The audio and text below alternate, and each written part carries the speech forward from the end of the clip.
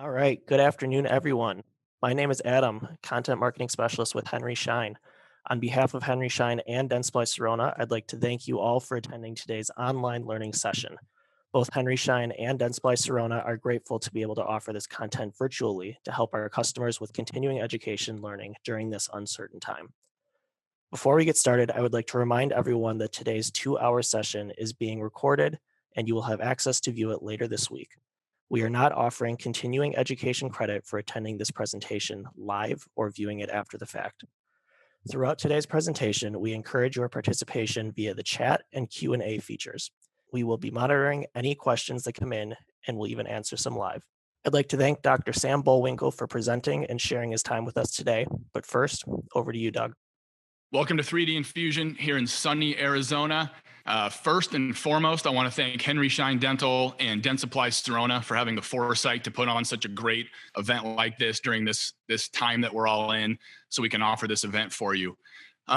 We're excited. We're excited to be here doing dentistry, following ADA guidelines nationally and for the state of Arizona. We're excited to share this really great content with you. On a personal note, I'm excited because today was my day for homeschooling of my 7-year-old twins at my house, which is also known as Clark Elementary School for the time being. And I can assure you this is going to be way more fun and exciting than that. Here at 3D Infusion, we've done over 30 of these events live and in person. Today is actually our first virtual version of the event. So we've altered a few things. Obviously, we're not able to do a live patient surgery today for obvious reasons. But we've got 2 previously screened patients that we're going to bring in and show our workflows with you on, and we're really excited to share all of that with you.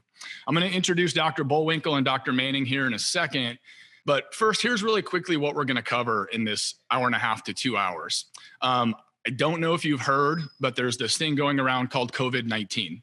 We are going to talk about that. We're going to talk about what we're doing today to address that here in the practice during this time to keep our patients and our staff safe. We're also going to talk about, maybe more importantly, what we're doing to continue to drive revenue during this time, and really what we're going to do to drive revenue and make up for any lost time in revenue when this is all over. That leads us to the 2-hour power block. That's the $10,000 of dentistry in 2 hours that you're going to see today. And what you'll see is that the workflows are very dependent on the dental technologies that we have in the office from Dentsply Sirona, the way we've implemented them into the practice and the way our team interacts with those technologies during the workflow to really minimize patient time, doctor time, and to create the best efficiencies possible. And today we're really going to focus on the 3D unit because the CBCT is really the engine and the central hub that makes this whole thing go. One of the last things for me, normally these events are they're in person. So a lot of questions, interaction, hands-on. I urge everybody to come see us when this is all over.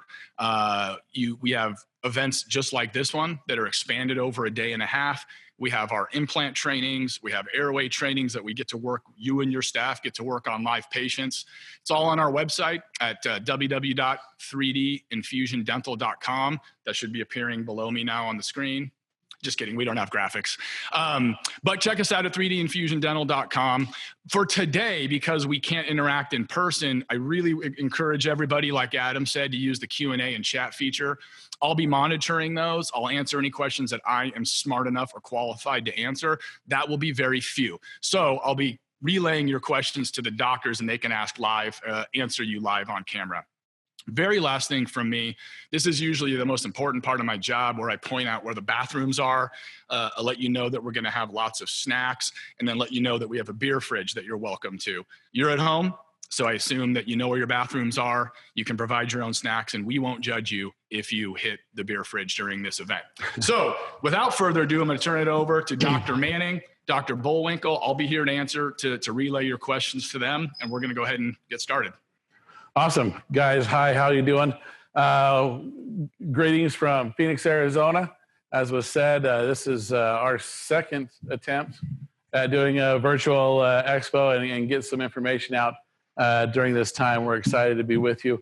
That was a great intro. I think it hit everything. Including the beer fridge. Including the beer fridge. We're going to hopefully have a lot of information for you. We do. Hopefully we have a lot of friends out there that want to kick in and give some comments and participate in this expo. This is difficult for us because we really feed off of the attendees at these expos, and we're unscripted. We are. We're straight off the cuff. The other thing is that we do want to remind you that once things get back to whatever is considered our new normal, that we want to make sure that you remember that everything we're told not to do right now is everything that we want to do in the future, and that is get our hands on things, touch it, feel it, see it in action.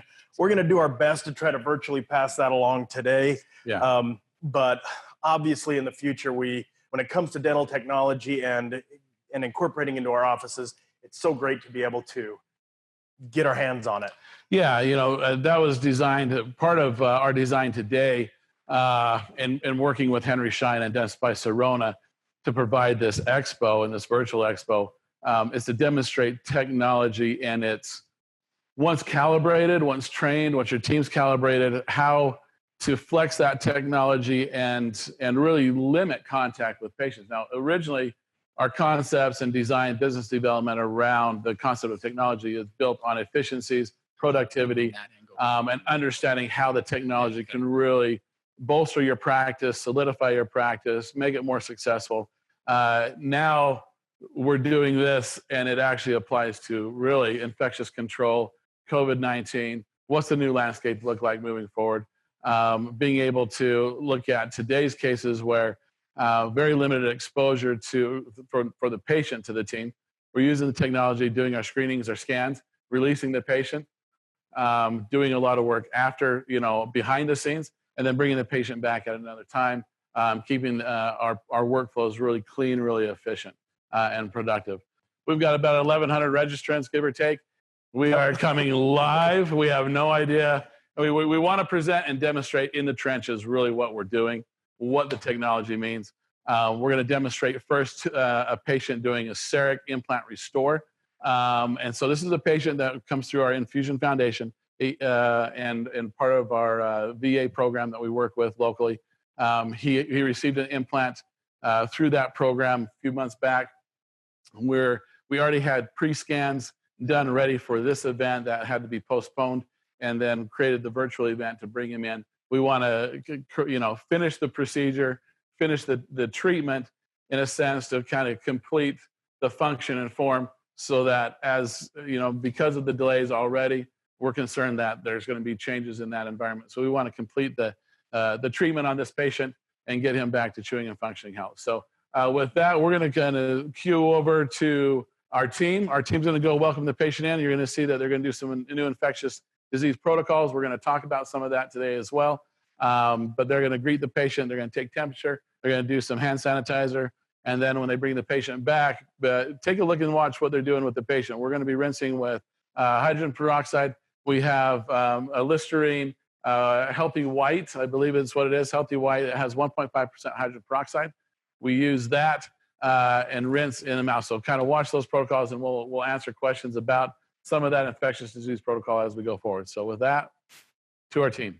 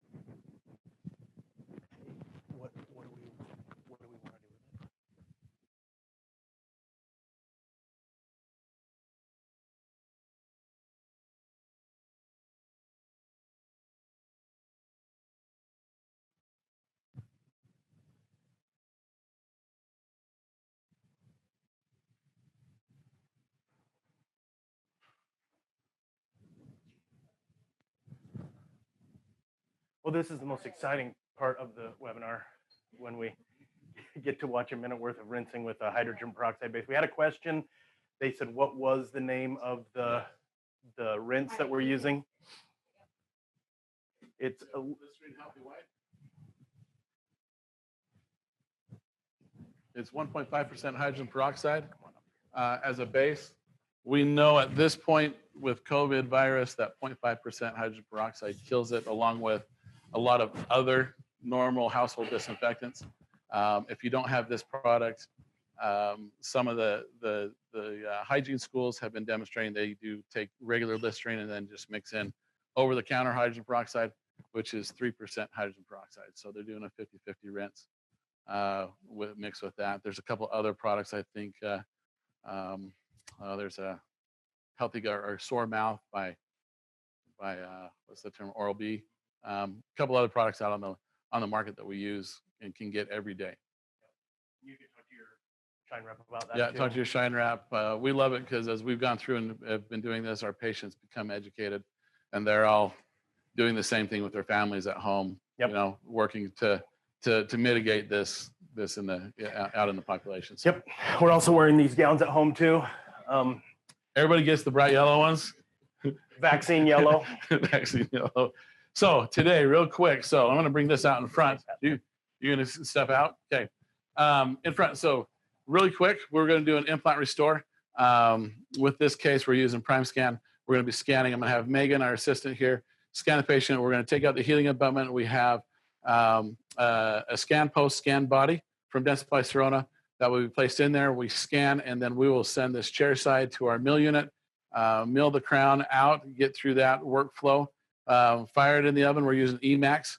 We'll fire that and jump that onto the tie base from Dentsply Sirona, screw it in, torque it, fit it, and we're shooting to be done 45 minutes and kind of work from there. So with that, we're going to turn the time, turn Chuck over to Megan, let them get started on getting the scans, and we'll step back in just a few minutes to walk through the design workflow and sending it to the mill. So what we want to now demonstrate, we're going to step in to op one, and part of the process for coming in here, let's see, we're going to cue over to camera 3.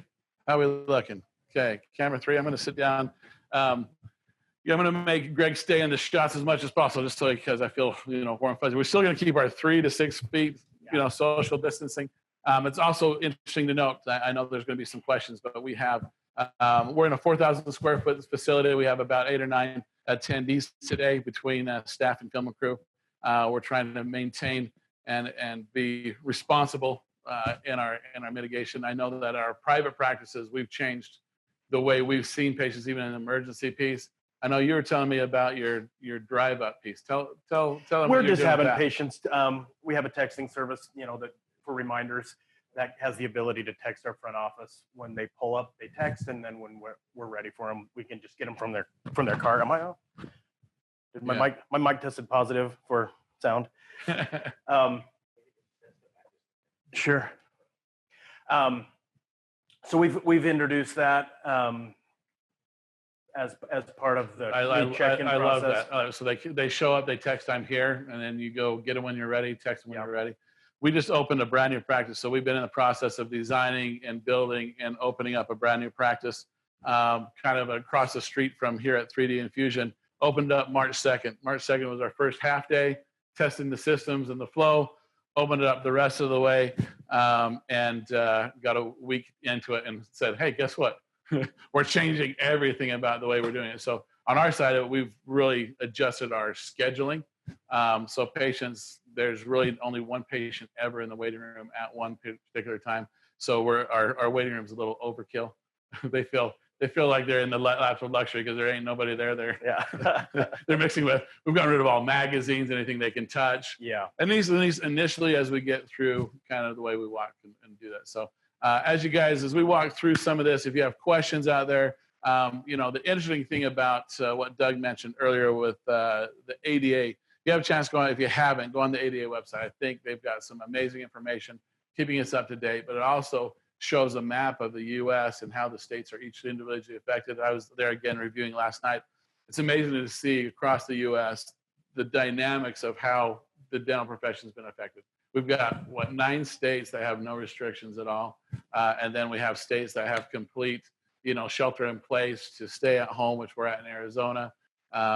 Essential, our declaration said essential services, which they list dentistry as an essential service, which I love because, I know I've talked with other professionals across the U.S. and in some of these areas, simple dental emergencies are getting pushed into ER, and actually probably potentially causing more issue, because as dentists and healthcare providers, I appreciate the frontliners, but we also need to understand as a dental profession, we're frontliners. We'll be frontliners in 18 months, in 24 months.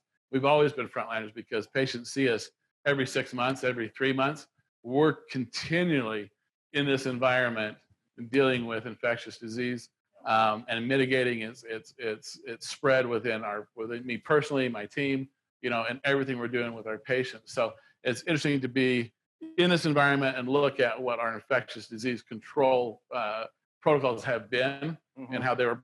You mentioned the last time we were popular before it was ever. Yeah, we were doing cool stuff before it was cool. Before it was cool. So with that, hopefully there's some questions that come through. We can talk a little bit more about it as we go. Let's step into into today's case with this patient, and we're going to show some software. We're going to move over to Opera 4, and we're going to kind of talk over what you're seeing here. So go ahead and cue camera 4 there, guys, and we're going to talk about what we've got going here.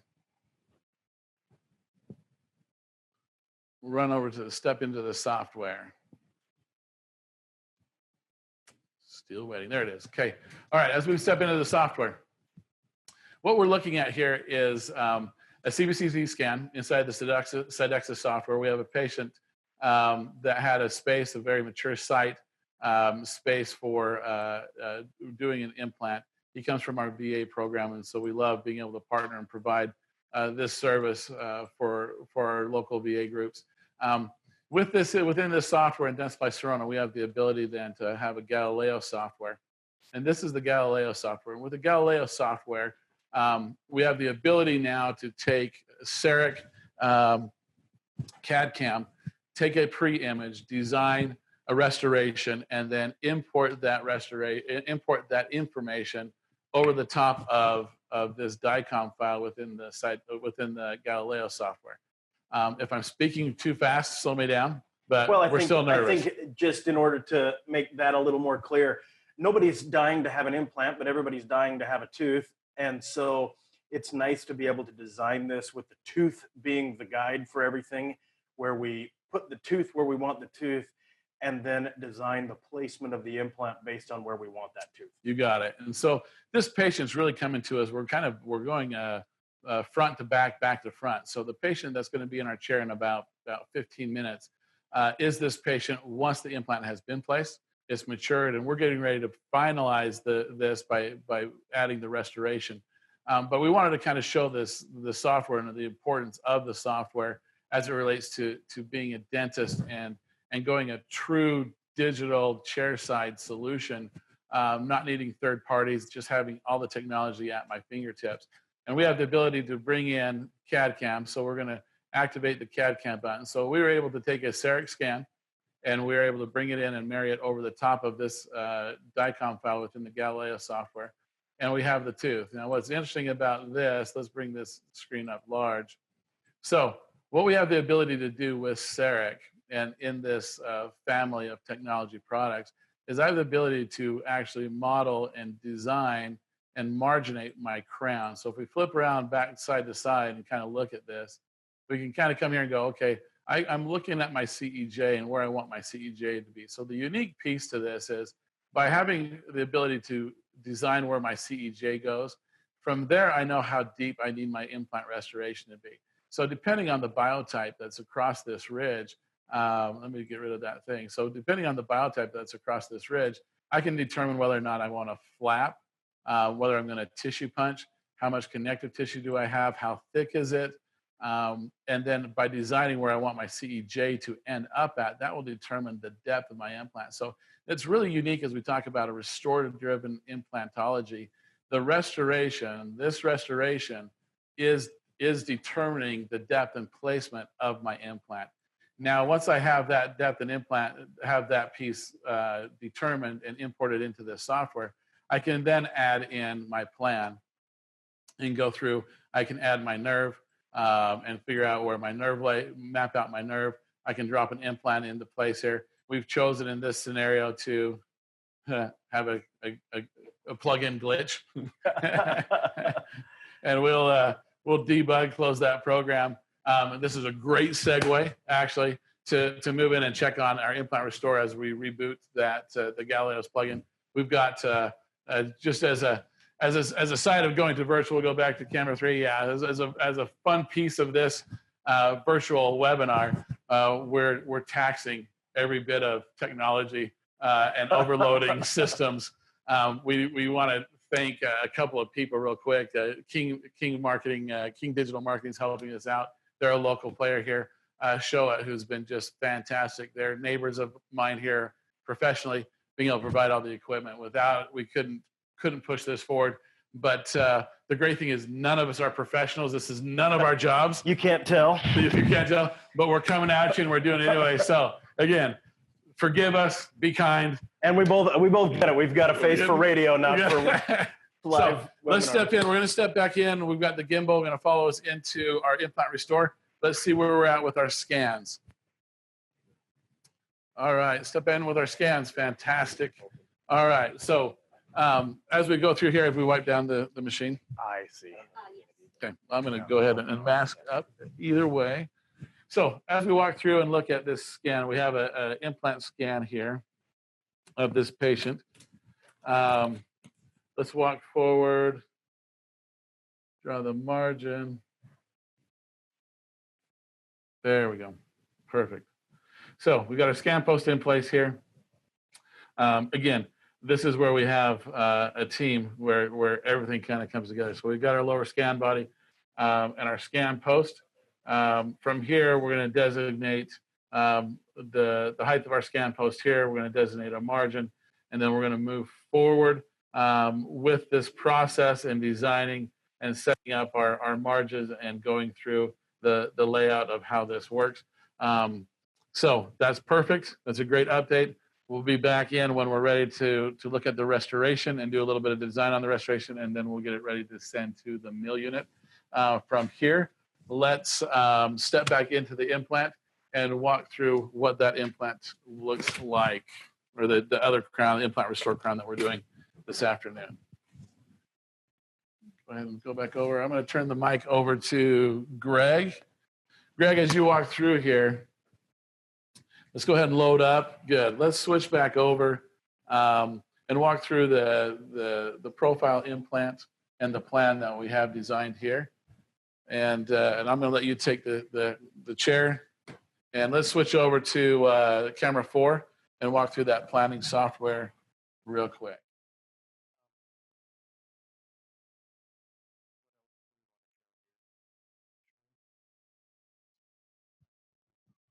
Well, the best laid plans of mice and men. Looks like we're going to debug again. So we'll close that out. I think the thing that's most important to remember at this point is that we have so much of this pre-planned prior to the placement of the implant. When we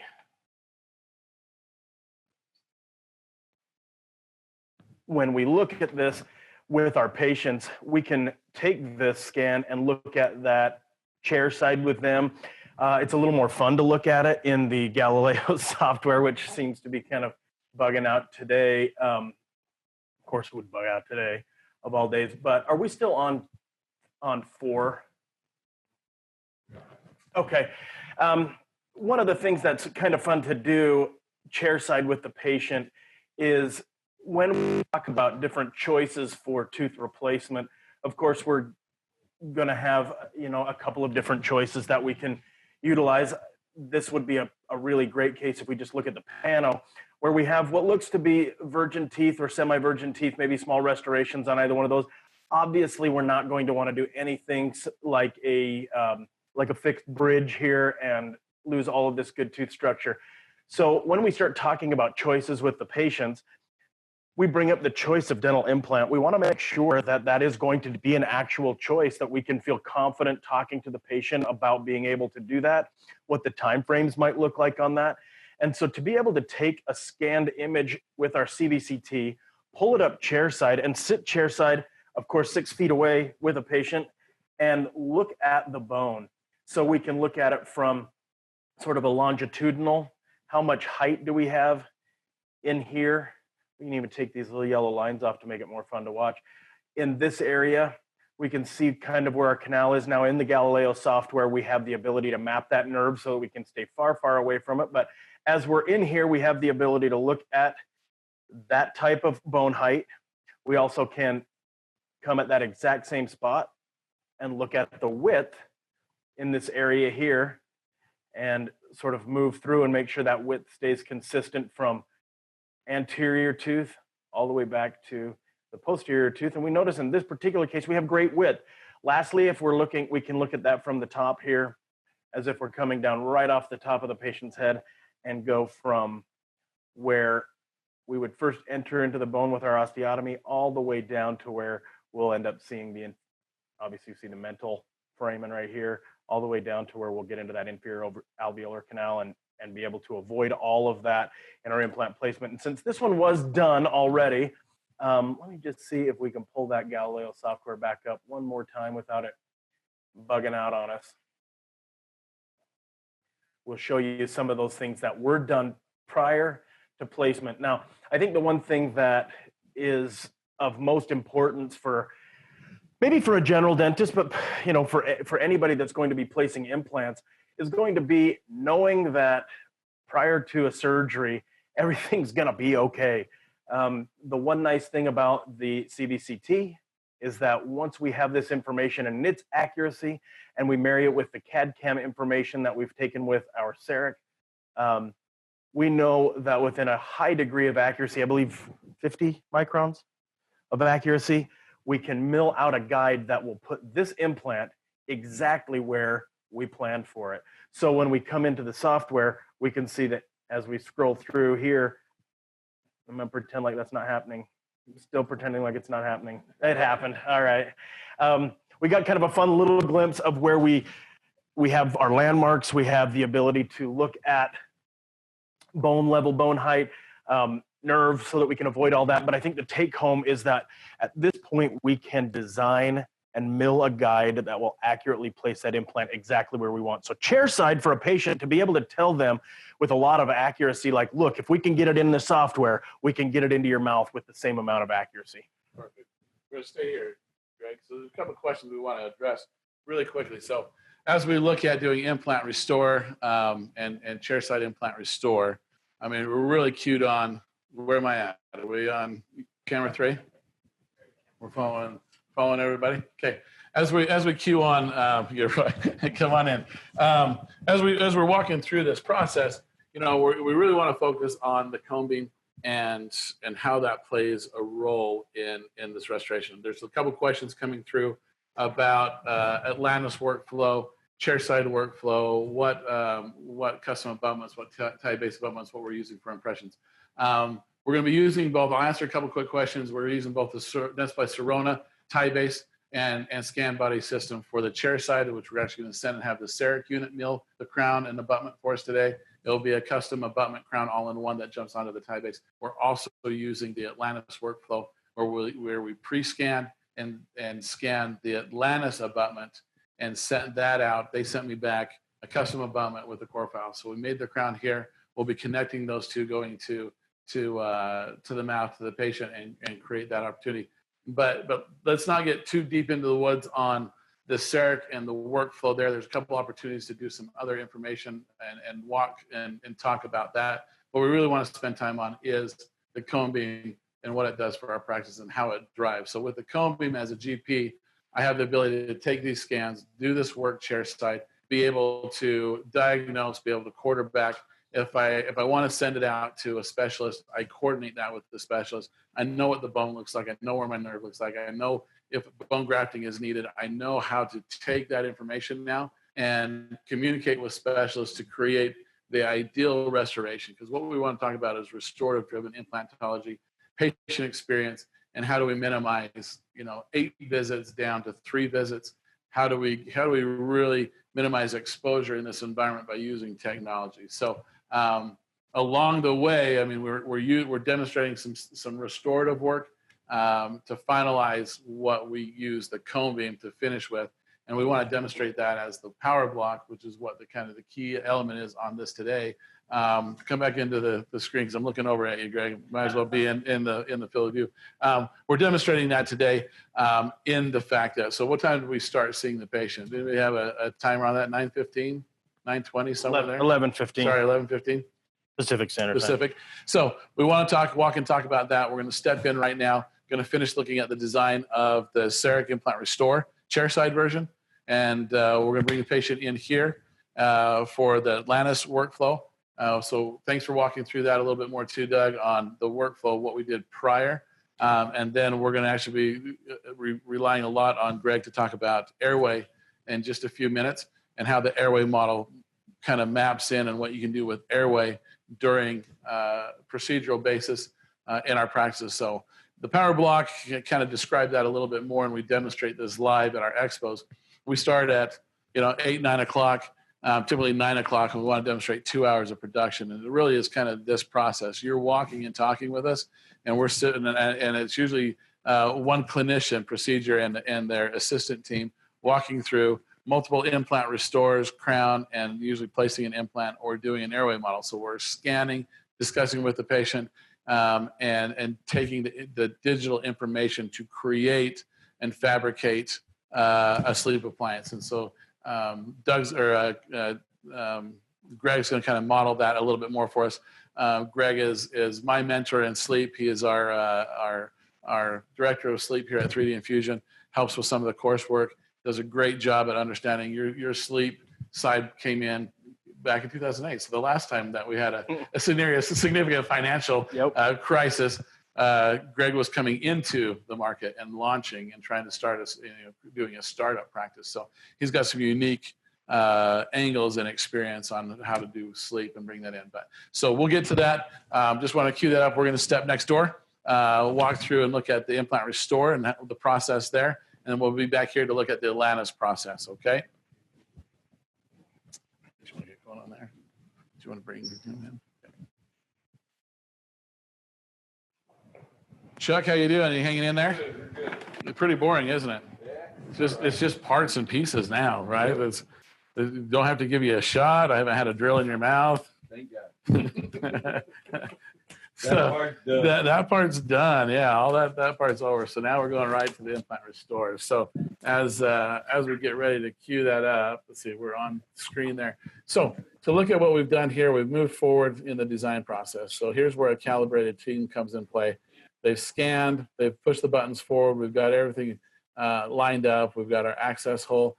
I can come in here and create do a little bit more design. I won't need to do much. But we can come in and we can completely customize and go through this implant planning software, which is absolutely amazing. I'm going to click over here. I can look at my bite. I can look at my internal fit and fixtures. I can release this. I can actually move and minimize or the transparency here. So I can look at what I really want my CEJ to look like for the patient. And I can come in and just smooth up some of these edges. Create some pressures in these embrasure spaces to push the tissue up into the black triangle. Can kind of get rid of some ledges if I want to get rid of some ledges. And kind of just really and this is what really got me excited about CEREC way back in Blue Cam days, is the ability to really customize. So everything I've been trying to tell my lab for the 20 years I've been in business, really came through, and back then I guess about 12 years in business, allowed me to really come in and just do it myself, get it in place. And so from here I can come in and we'll take that back up and send this. So with this information, we'll just move forward in the technology. We're going to queue.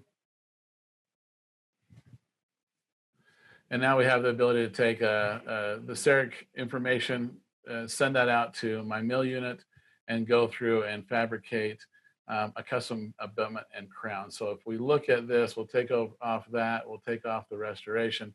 This is the tie base. So this is representing the implant. This is the tie base from Dentsply Sirona. It's a stock tie base. And then we're allowed to then design what's called an all-in-one abutment crown from the ground up.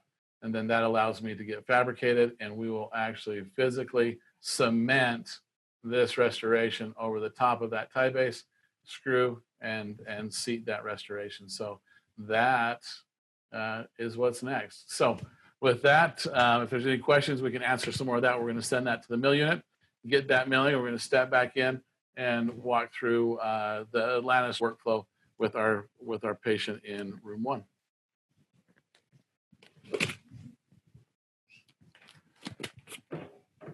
All right.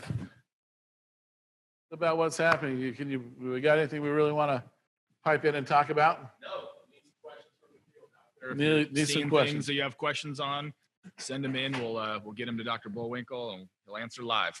Yeah, let's get as much interaction as we can. We'd love to because I know there's lots of questions, tie-based cements. We'll go through those. Any other workflow protocols that we want to go through. Patient is getting ready in the chair now, has gone through the infectious disease protocols that we've done prior, and we'll kind of come down and look at the Atlantis workflow. So let us cue let's go over to the CEREC machine here. Can we see that? Yeah, come on that for me real quick. So what we have here is the scan body from the Atlantis lab workflow. We're able to place this in prior, take the scan, and then send that through CEREC Connect to the Atlantis lab. From there, it's amazing. They take this information, they send you back the core file for the custom abutment that they've created for us in this scenario. So in this scenario, in this situation, what we were looking at, we placed an Astra profile implant, which actually has a slope in the facial which follows this defect. So instead of trying to take this tissue out and create some type of bone graft and go through a position like that, we had good attachment tissue. We had good depth. We're able to take this profile implant that just follows the defect. And with that, we use the Atlantis scanning platform. We place that platform, scan it, send it, and then they send us back a custom abutment. So let's step over to the piece here. We're going to go right down here on that for me. So this is the Atlantis custom abutment as it's sent back to us. Rip that.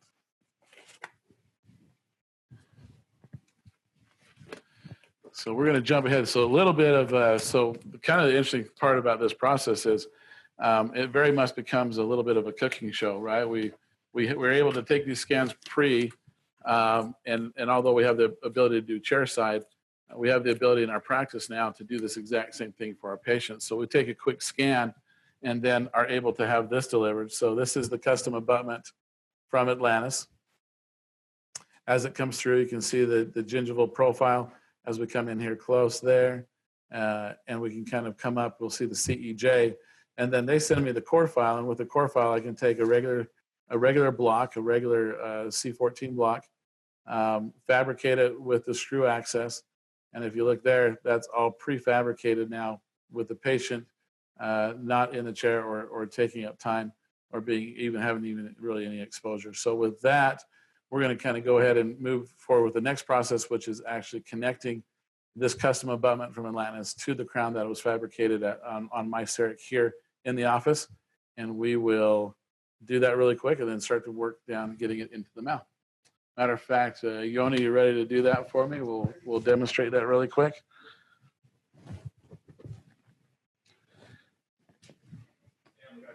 Yeah, go for it. Out of my hometown, Seattle, Washington, wants to know, why did you use an Atlantis custom abutment as opposed to milling your own?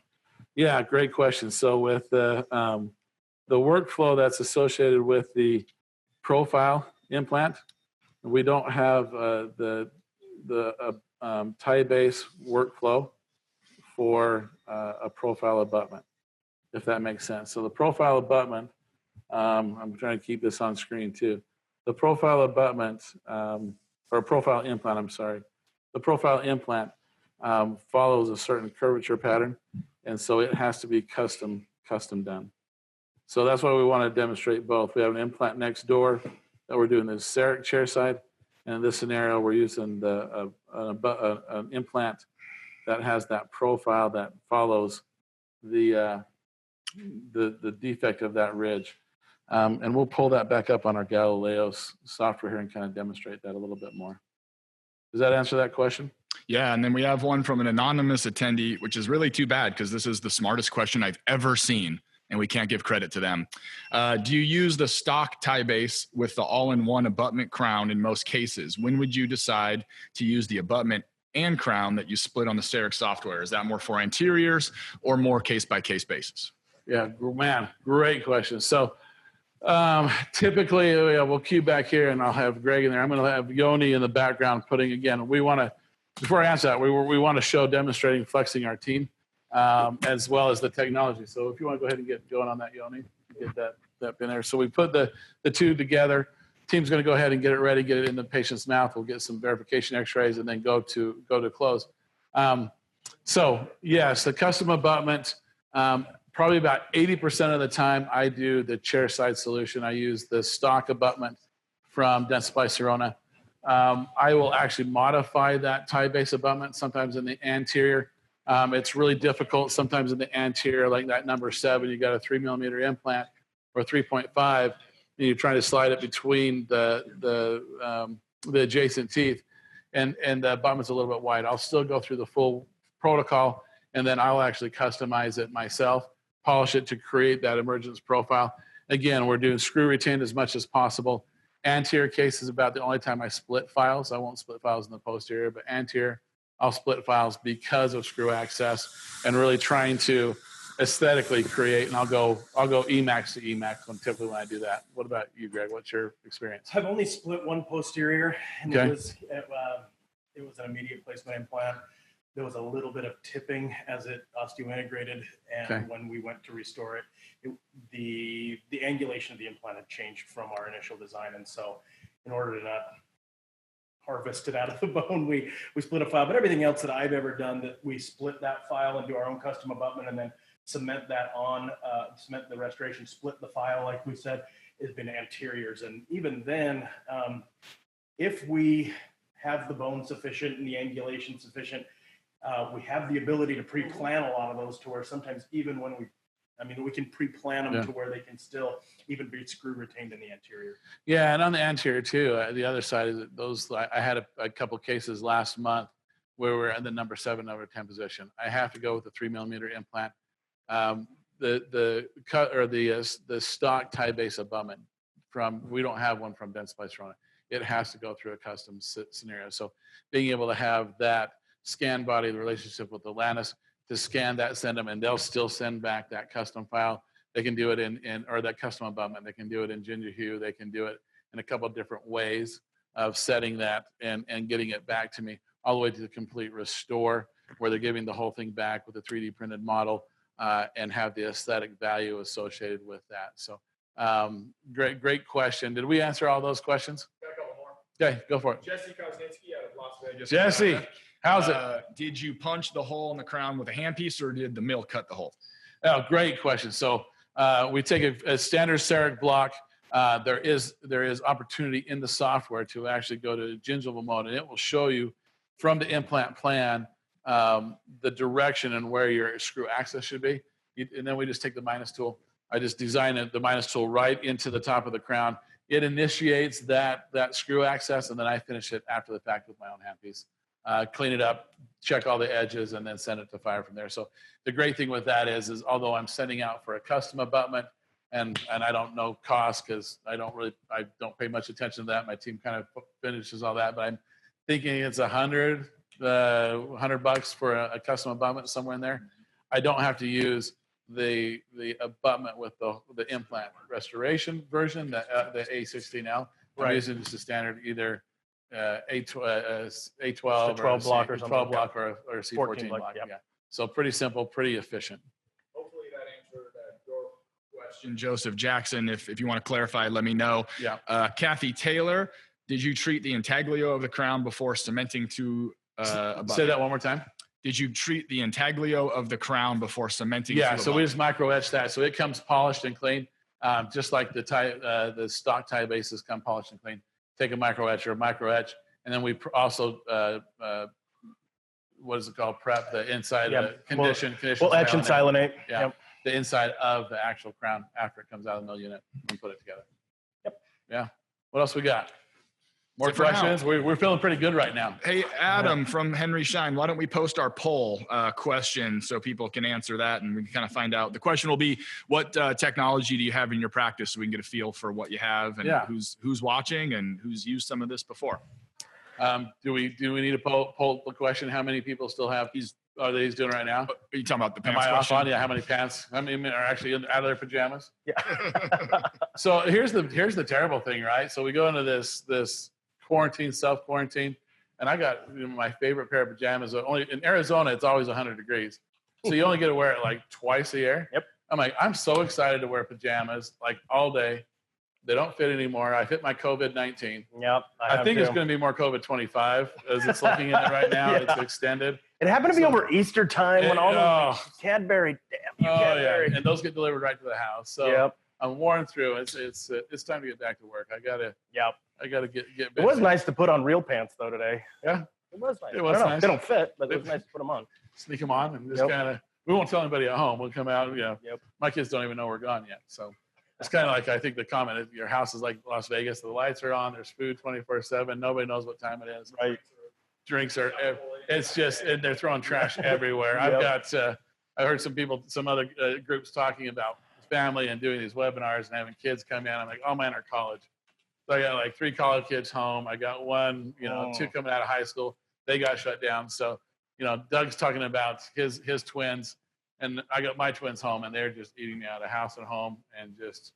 This is where I get to say I'm really glad I don't have twins, right? Yeah. This is where you get to say it. And I also get to say I love my children. Love them a ton. Even though they're not twins. All right, let's do this. So we've got the patient in the mouth. Let's see here. Go ahead and open real big. Awesome. We're getting that worked on. Let's step back in. Do we have the gimbal? Let's step back in to see where we are at with the other chairside implant restore.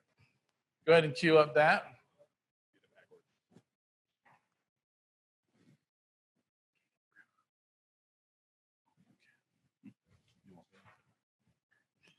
All right, we on the gimbal? Yeah. Awesome. So that's the implant restore. We've sent that to the machine. If you want to turn here. So we got the team that have gone through now. We've got that on the stick for the oven. We've got it glazed, and we will be sending that back in and putting it into the oven and getting it fired up and ready to roll. All right, we'll follow. Let's just for fun follow Megan for a little bit because she's nervous about being on camera.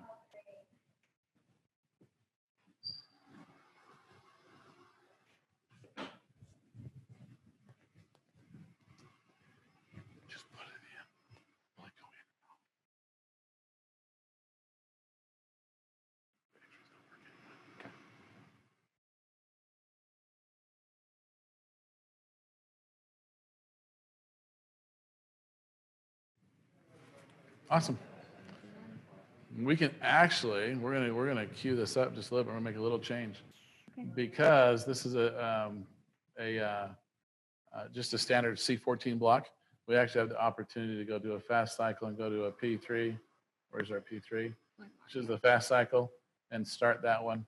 And we're at 14 minutes to go on this crown. So great opportunity to, as we're walking through and we're talking about efficiencies and workflow, being able to send it out to a lab, have them create a custom abutment, send the core file back, still be able to design a crown, and be able to do really, really quick efficiencies. 14 minutes. So now the patient's been in the chair for how long? What are we at time-wise? 30 minutes? In the chair 30 minutes. We've got another 15 minutes to go. We'll fire that. We'll get it going, pushing through. What time do we have? Yeah? Yeah, perfect. So we'll push that through. We'll have that wrapped up here shortly. Let's do this. We're going to kind of go back into room 1.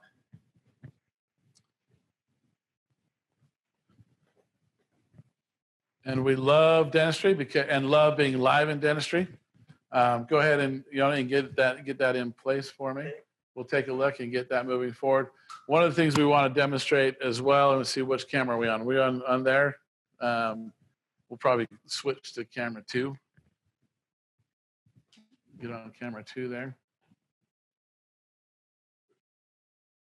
Awesome. So, Greg, come on back in here because it's fun talking with somebody. We'd love to answer more questions as our team's walking. So this is great because we're really demonstrating in our workflow a couple of things. I just reminded me. I've become a hand Nazi. I cannot stop using hand sanitizer.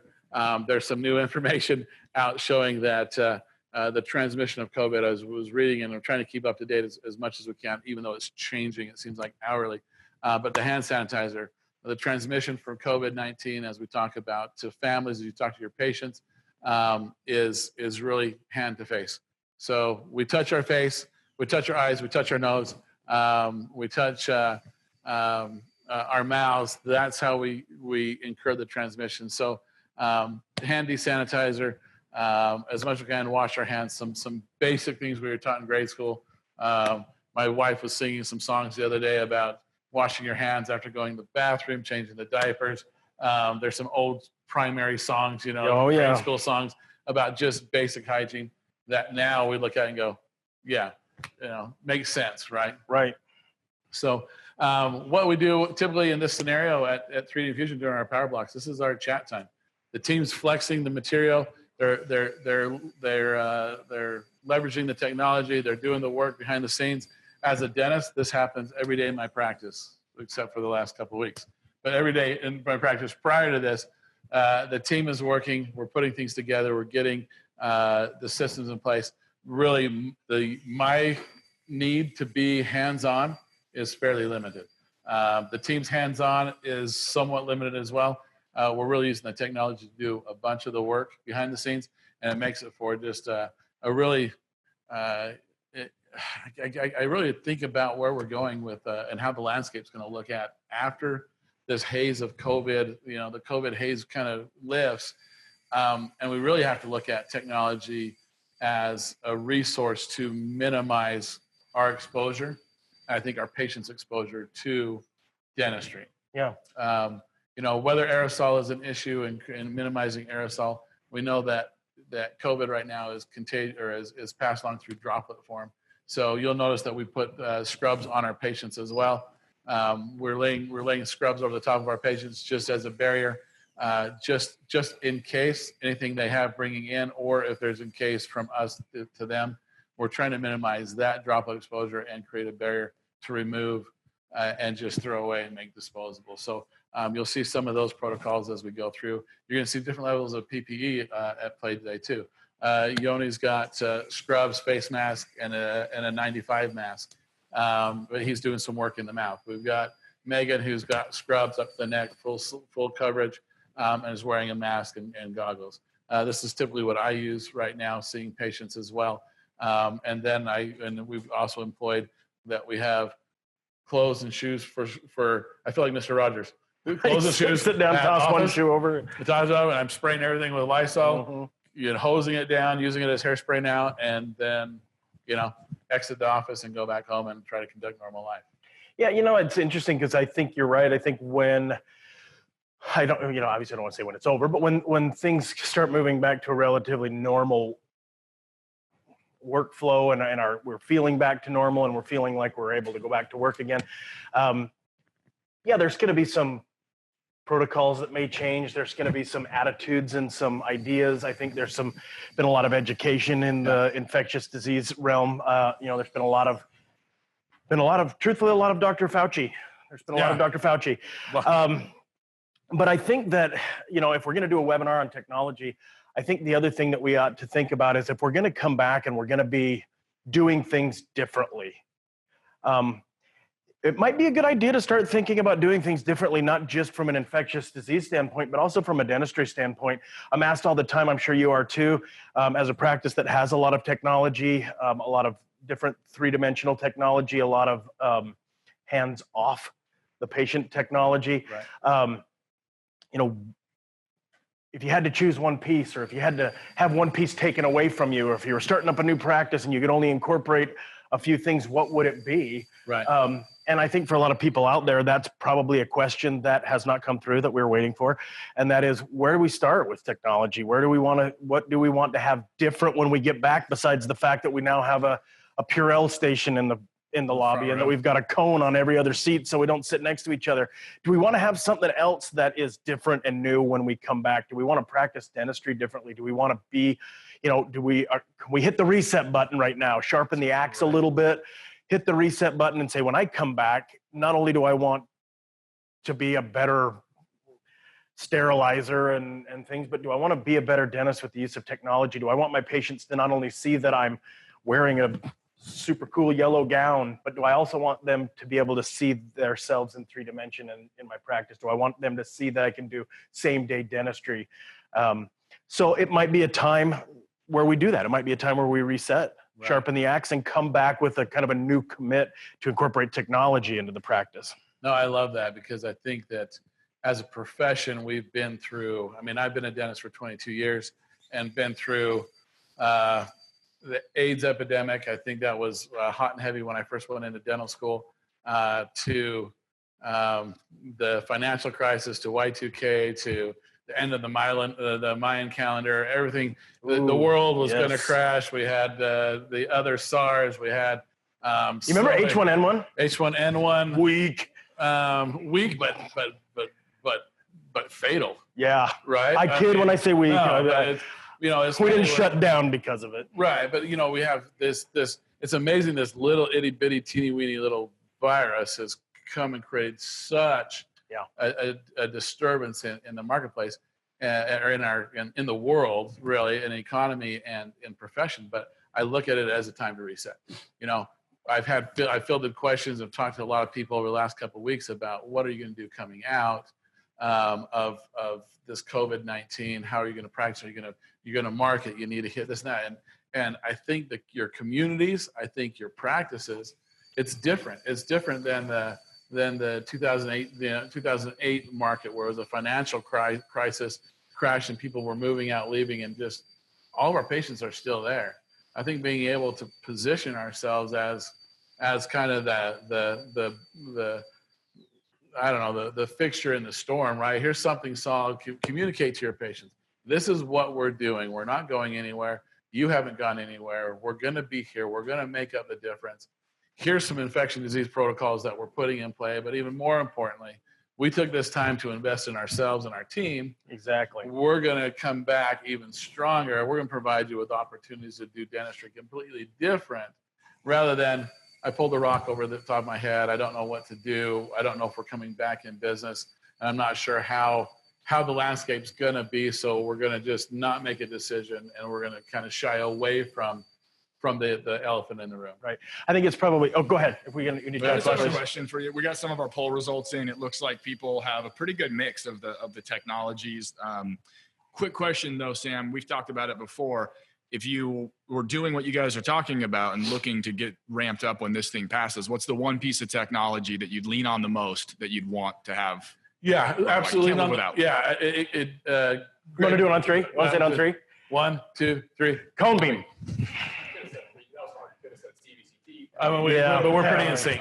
We're pretty in sync. That's pretty for a couple of reasons too. I've taught, and the reason why we created 3D Infusion is because I feel like that piece of technology is truly a unique disruptor to and a piece of disruptive technology to our profession. Yeah. Being able to see, diagnose, treat, and I've used it as a vehicle to make changes through my practice from front to back. So having a cone beam in my practice, being able to take images that I've never been able to see. I know that some of the recommendations as we're kind of walking and talking about this, as they come out, are going to be less intraoral imaging, less, the more extraoral imaging we can participate in, the safer it is in the environment, especially for the next, 6 to 18 months, until we really kind of understand where this is going. But so having a cone beam, I can take a scan on a patient with a sore tooth, because I love having patients come in. dentistry over the years, over the decades, has always been based off of symptomology, almost 100%. And we rely on our ability to decipher and determine our patient's intelligence in describing the pain that they have. Well, I still tap on their tooth with the end of a mirror all the time. Well, I love that I'll come into a room and my team will have a picture of the top left, right? And it's the bottom right that's hurting.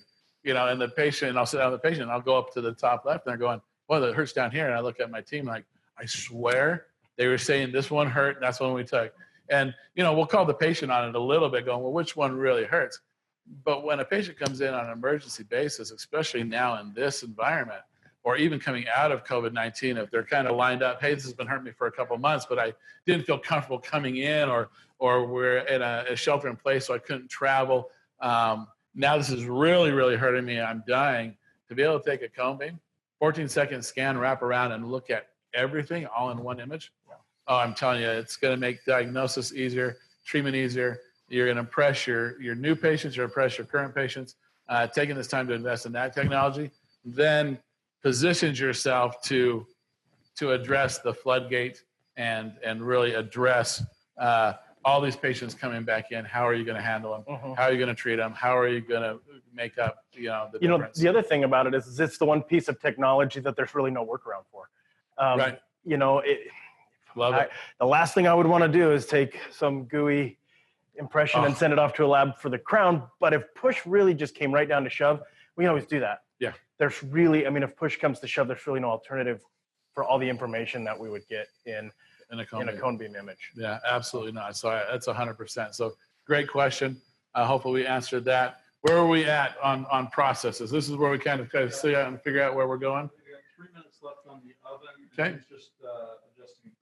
Okay, adjusting the crown coming in here. Again, that's going to be coming from, well, what's great is we've got, which one are we cued on? We're cued in the mouth, perfect. So as my team member is walking through here and getting this fixed, getting the patient ready in the crown, this comes back to my ability to design and create a crown that has, isn't overpressurized. So my team usually loves the way we do, that I design my crowns and get them in place and get them comfortable, so. The other thing is it's been obvious that we have time just to sit around and yak while stuff's still happening in the background when the team is calibrated the way it is. Yeah. They want to see the mouth? Okay. Oh, they don't want to see us? No, it's time seeing you guys. Man, that's... So then we're Definitely down too. So everybody likes Yoni better? What, all these dentists haven't seen a mouth like this they want to see that instead of... Does anybody else miss the mouth? My goodness, I miss the mouth. I would rather be prepping a crown or even doing a root canal than applying for a PPP loan right now. Awesome. All right. Any other questions coming through? I know we've got a lot of people online. Questions about cone beam, questions about technology workflow. Craig Go wants to know, does that patient have an anterior open bite? Let's see. Go ahead and bite down, my friend. Edge to edge. Good observation. Should we go through mamelons? We should. No, but if you don't care, really quick, it's worth mentioning, when we look at that anterior end-to-end bite like that, and one of the things that I had started chatting with this patient about, and we're going to start transitioning a little bit into our airway model with the CBCT, and that is, we had noticed during a health history, just a quick health history screening, and also just in chatting with the patient, that there was some indication that maybe we may want to have him screened for airway.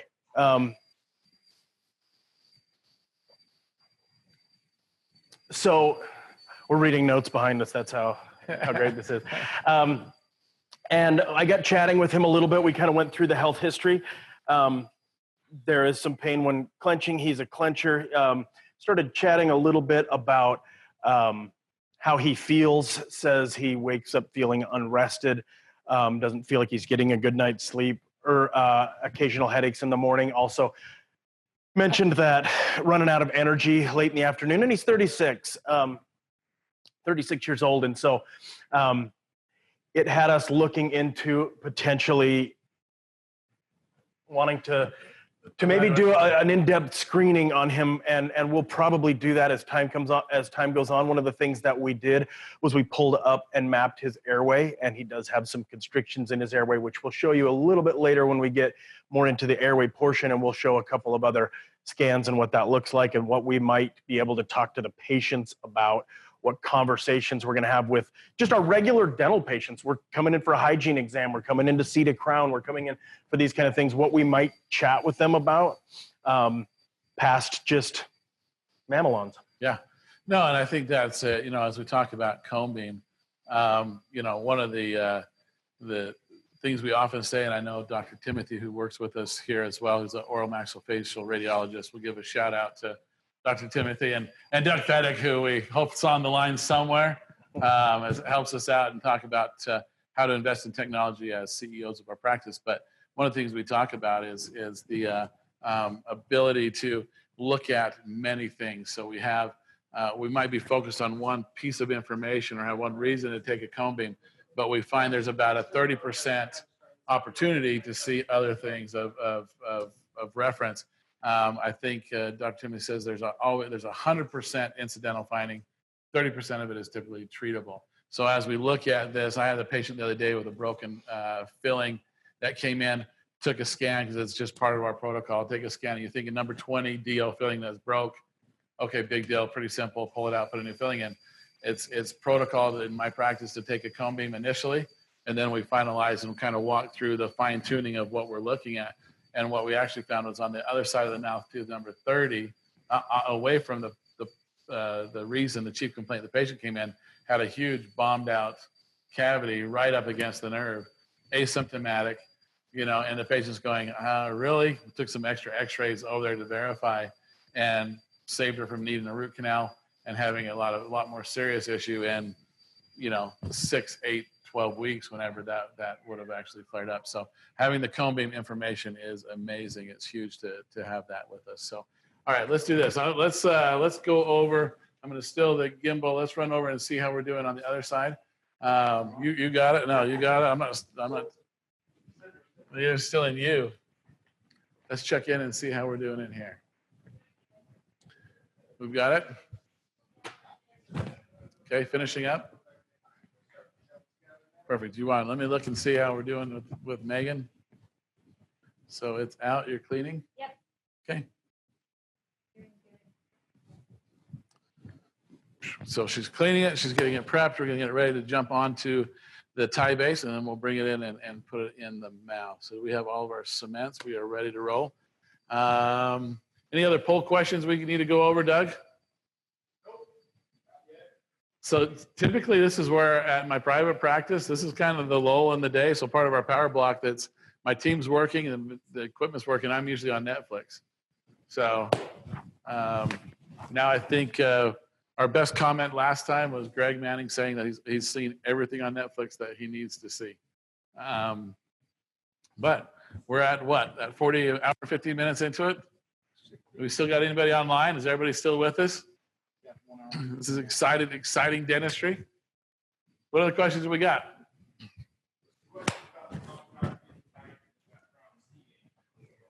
Yeah, it's a little high. So part of the processing with it, again, that's my design. Going through and doing my own design. I wanted to keep it with that crossbite, lining things up and really setting it tighter. I wanted to push the tissue into the embrasure space. So there's a little bit extra. I put a little extra porcelain. What we cannot do in dentistry, obviously, is add back porcelain as easily once that crown is jumped onto the tie base. So I typically leave mine a little bit heavy and then go to do the seat work in the mouth. So I'm going to let you guys go in here. I'm going to grab Yoni and have Yoni and Megan demonstrate putting the tie base, the stock tie base onto the crown. And let me grab Yoni. We'll switch out. Greg, do you want to stay in there and sure, yeah, discuss with them and walk through that? I'm going to look in here.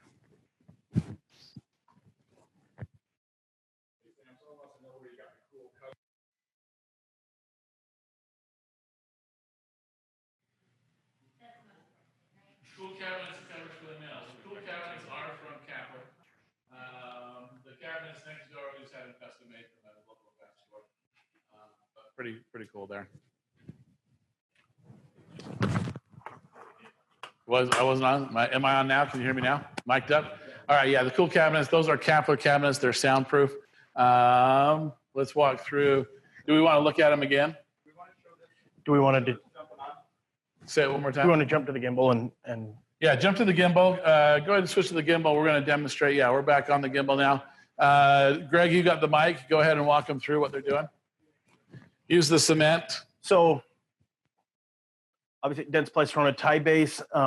They are prefabricated to work with a milled restoration. Obviously, the block that we have prior has the prefabricated hole. It also comes with a notch in that, so that there's only one way that can go on. Back, I don't have gloves on, but he can kind of show that, to where there's only one way that can go on, and all of that was predetermined before any of this ever goes to the patient's mouth, so it becomes a lot easier. It's just kind of a drop and go. I really like the idea of the tie base. I really like this idea of being able to do this all in one visit. So Yoni, you can go ahead and if you mind showing the way that fits on there prior to cementation, the notch and how that goes in there. And yes, so here we go. This is the tie base. There's a little notch. You can see it, but it's very small right there. But so Hold it still. Hold it up so it's. let me get an here. Here it is right here. So that's our guide. This is based on his implant. Here we got the crown that was already designed and made. There's a little latch indentation inside here as well.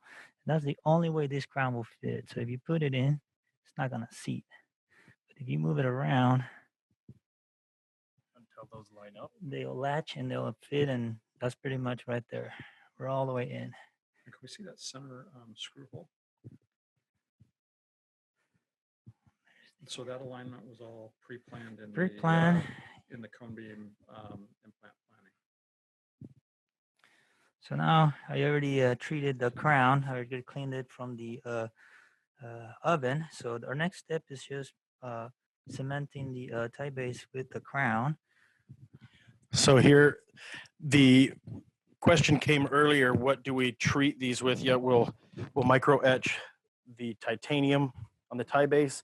We'll etch and silinate the inside of the, in this case, Emax restoration. And I'm gonna micro etch the tie base as well. You want to follow me next door? Let's do that to clean up. Yeah. So right now we're going to go and micro etch the tie base. The etch and silination we already did of the crown, so we'll just kind of. All right. So again, this is your regular. Yeah, just a good old micro etcher, yeah. We're just thinking that where the crown's gonna go. So we don't have to do much, just like you wouldn't for anything else, but just enough to get the surface texture on it. And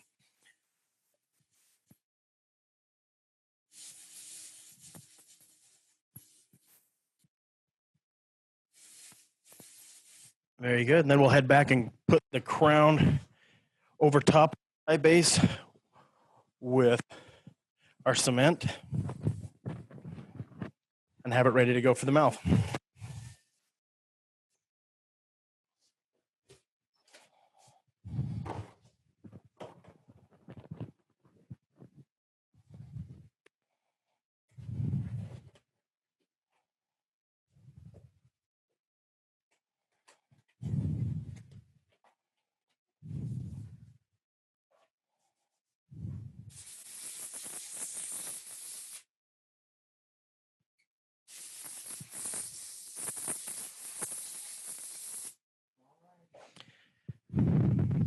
Now we're ready to go. I put a little liner, multi-link cement on the tie base.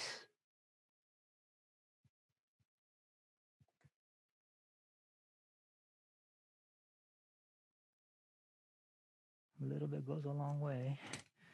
And then we get the crown, and then we'll just find that for the little drop where the latch meets the, there we go. So before you cure it, clean up all the cement with a little micro brush, dry micro brush.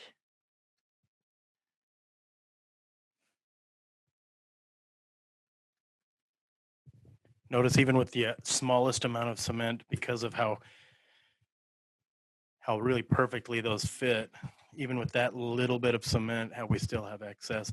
The one nice thing about this is to be able to remove that cement before it goes to the mouth. That's kind of the real genius of this, is to be able to do this outside of the mouth so that we're not pushing cement down, of course, into the gum to create one of those sort of cement created tracks.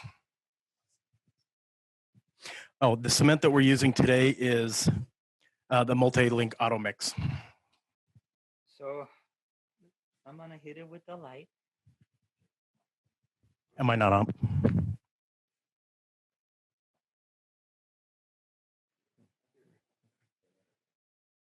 They're not hearing it?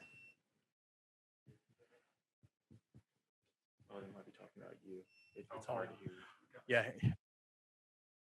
It's kind of shoving my mic in his face, but he's got tons of PPE on, and so to get through, it was a little tough to hear Yoni, so we apologize. Yeah, that was multi-link auto mix. Again, we were talking just one way on here. He's curing that. Now that it's cured, we can use that to screw retain right in the mouth. And I think we'll stay on the gimbal, and are you going to take that to the mouth right now? We can load it up, yes. Okay. All right, so there it is, all cemented. Margins are sealed. You can tell again by just the way it looks. It should sit right on top of the implant. So we're gonna go ahead and remove that healing cap and start the seating process. Very good.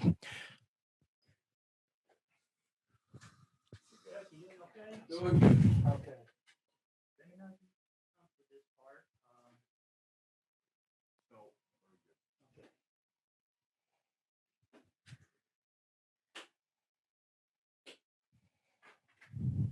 This would be a good time to talk about how photogenic our patient is here.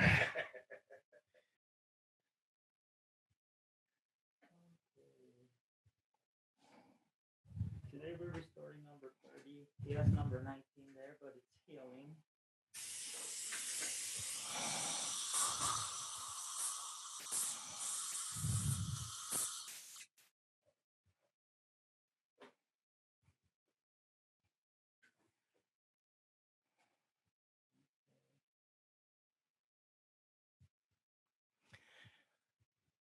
Sorry, Yoni, I'm all up in you right now. It's okay.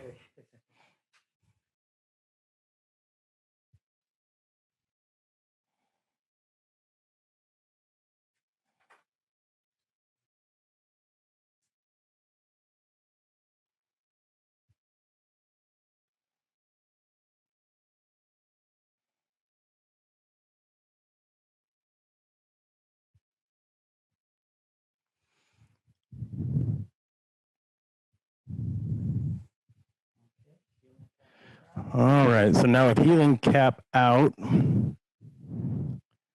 sure we can get down in there and see that. We'll get ready to bring the restoration.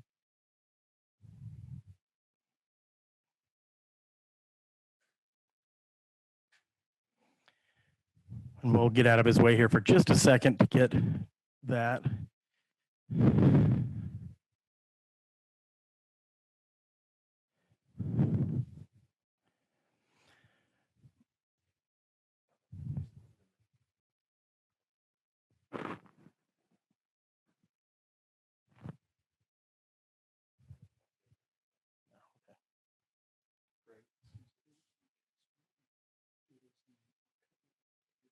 Okay. You on camera right now? Perfect. All right, how are we doing in here? We're good. The contacts seem to be a little snug, so we're not Always. proximal. I like him snug. I like him snug. Good. It's really tight, and I think it's going to slide in from the lingual to the lingual to buccal. Let's move in to show the room one. Crown is done there, filling's done there. So if you want to follow me, we'll kind of demonstrate that real quick. We'll let Yoni get that working and get it in place. Let's step back in here.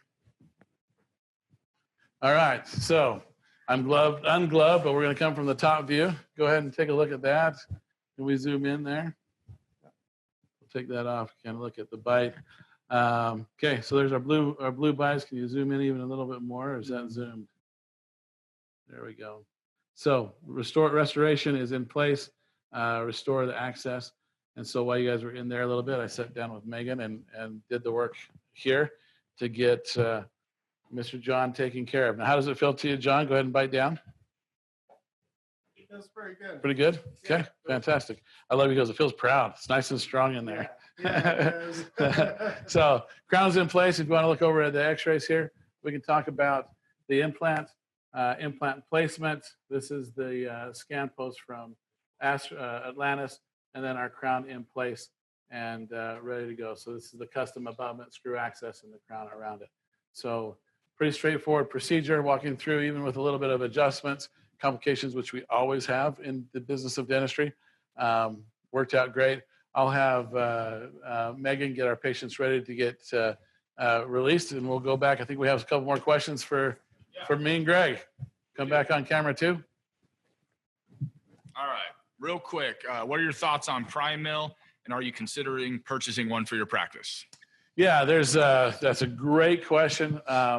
I'm always looking at technology. Obviously, part of the things I look at technology when I'm evaluating technology. How is it going to change workflow? Is it increase workflow, more efficient, and just kind of how does that add? I was be honest, I was a little reluctant for the Prime scan, right? Just because I loved my OmniCam. I love the integration of the OmniCam into the chair unit, which you see behind you here. If you haven't noticed that, we've got an AI, so it's built into the system, so it's all kind of integrated. And I just loved it. Get my hands on the Prime scan, and I do love me some Prime scan. Yes, I love the Prime scan. A little reluctant at first. Again, I kind of go in. I'm a skeptic by nature. I've been in the business too long and I've got a closet full of gadgets and gizmos that sounded like a really good idea. I feel like a fish. They just drag something really bright and shiny by me, and I slam that sucker, bring it back to my practice. For me, it's really integrating my team to that decision. What does that mean to the team? How does the Prime Mill interact with the team? So as soon as we get a chance and come out of here, we'll take our team out, get them exposed to the Prime Mill, find out what resources and what it really does for the practice. We have a spot for it in the new facility, the new practice. So I'm planning on it, but it still needs to be a team-driven decision, in my opinion, to understand how to get it integrated and get the application in place. I don't have a place for it. I have 2 mill units right now, although I do have an older MCX that I've had for a long time. Just been a doggone workhorse for me. Tough to get rid of those. And it's tough. I mean, I would love to have it. It's just going to be a matter of timing for me. I'm like you. I never met a good piece of tech that I didn't want. Yes. So if that answers the question, I think they're going to be fantastic. For me, it'll just be timing getting it in there.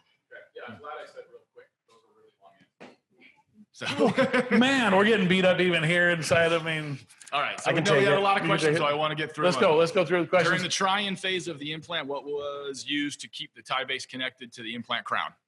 Yeah, nothing. Yeah, it's just you put the tie base, or during the what phase? Sorry again.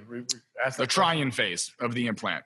Oh, try-in phase of the implant. So I don't usually try mine in. Yeah, I was going to say we don't. We just jump them on, go through the design, jump them on, and then once they're connected solid, we put them in and screw them in. That opportunity just prevents cracking, breaking, fracturing of that Emax in the try-in phase. Yeah, once it's supported by the tie base, then I feel good about going in and out of the mouth. And there's times where it's so tight, you've got the leaning teeth next door. You got to literally snap that past that height of contour. Once that's there, it's not coming out. You want to screw it in all the way. So I don't try in during the purple phase. We simply clean it, make sure it fits the tie base. I don't even try it in the fired phase until it's on the tie base. Yep. All right. Was that quick enough for you? That was Dougie? perfect. I had you We're gonna start timed. talking You were faster, coming yeah. up against a minute, and Okay, I was what's going to next? cut you off. No, Sarah Martinez wants to know, does the Dentsply Sirona stock tie-base abutment work if you are sinking the implant into the bone? I've heard some info about the platform preventing the abutment from seating all the way, depending on how deep you are sinking the implant. Any problem with this? Yes, absolutely, 100%. Had problem with it about every time I do an anterior case. I just make adjustments to the custom stock abutment. So still go through the traditional workflow. I have scan posts that I've made adjustments to get rid of that widening platform so that it doesn't impinge on the bone. So when you are sinking that 4 to 5 millimeter sub crest, because you've got to create that profile, especially on an immediate case, you can't have that bone or that abutment interfere with that bone. So we'll try it in, we'll get close, and I'll actually go through and adjust that ring, tighten it up, still leaves my platform switch in place, and just basically creates in the mouth what Atlantis is doing at their lab. All right. Dana Yuma would like to know, are both your assistants RDAEFs or RDAs? Seems like they are able to do a lot of the procedure. The design process went by very quick. How much time does your average crown take? Average crown takes, so they are just registered dental assistants. You have an expanded function. I have one expanded, one regular. And one regular.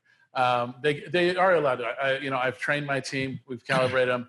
I think one of the questions they're a little nervous about being on camera, but Yoni's been with me for how long? Where's Yoni at?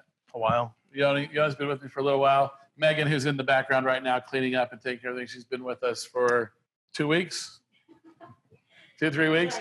And so, training a team and bringing a team in, when the team's on board, bringing somebody in new that's not familiar with technology or processes happens really, really fast. What were the other parts of that question?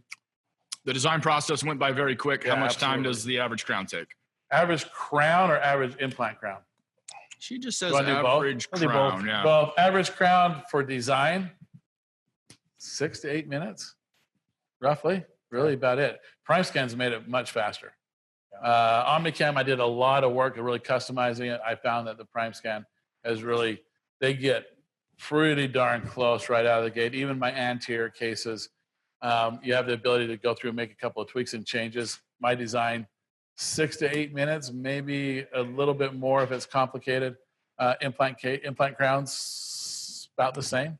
Yeah, a little bit more on our implant crowns. We also use a block for regular crowns, non-implant crowns, called Celtra Duo. Yeah. It's fantastic. It's got a pretty good strength for bicuspids and forward anteriors. Polishes up really nice. So for bicuspids and forward, we don't fire. We just polish. And so we'll schedule those for anywhere between an hour and an hour and a half. And then for posteriors, we'll sometimes fire the Celtra Duo and sometimes we'll use an Emax. But we do fire those posterior ones, anything molar. And we'll schedule hour and 45 minutes to 2 hours for those. I typically schedule an hour and a half for a crown block, but note that my time is 10 minutes. So Right. patient numb, prep, team is walking through in the background. That's why we demonstrate the power block, because things are different with technology. Instead of hopscotching back and forth with our schedule, I actually can start 2 or 3 patients at the same time and use the technology in my team. And I'm just popping into the room as needed as those workflows move through.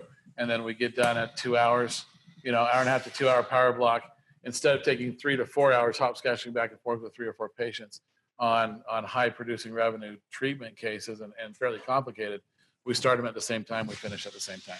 Probably worth noting on that same question is when it says it looks like the team was doing a lot of stuff with our implant restore, because so much of that has been done prior where the implant is.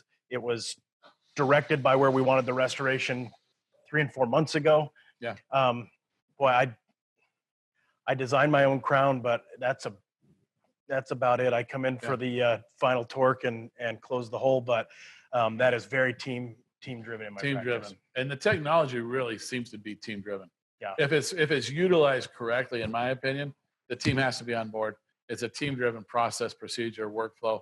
I found that my team members actually enjoy it and look forward to going out and getting more training, seeing what everybody else is doing, how it's working in the profession. I still as I'm a dentist, I like to have control of certain aspects. Design's huge. I want to always see my design. I always then know if it's not seating right, if they're having an issue.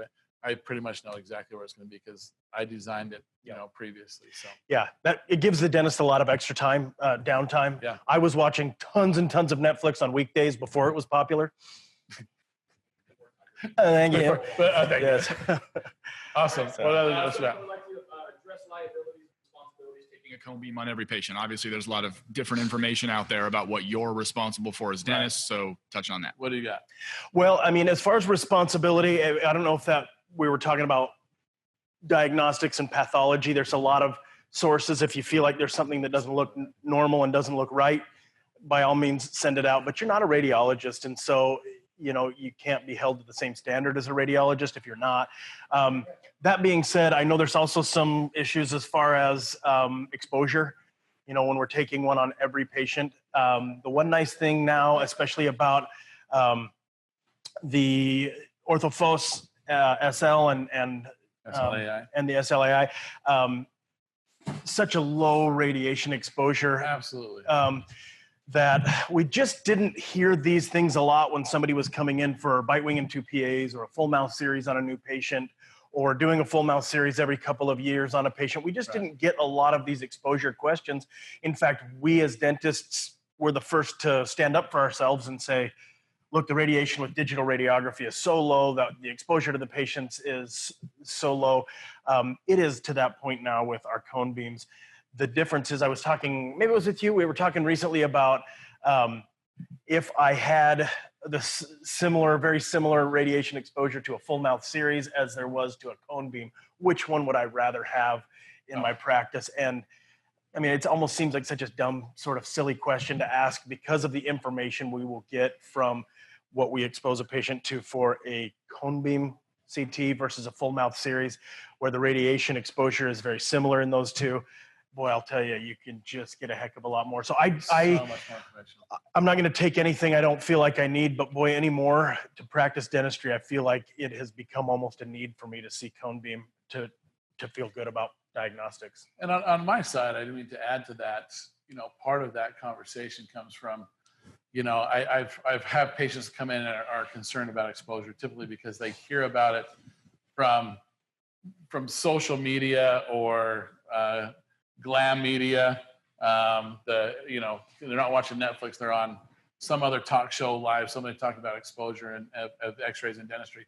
But what you never hear is somebody talk about, "Hey, I tore my shoulder, went into the doctor and went into the orthopedic surgeon, and he took an MRI, an MRA, and MRC, and did a scan."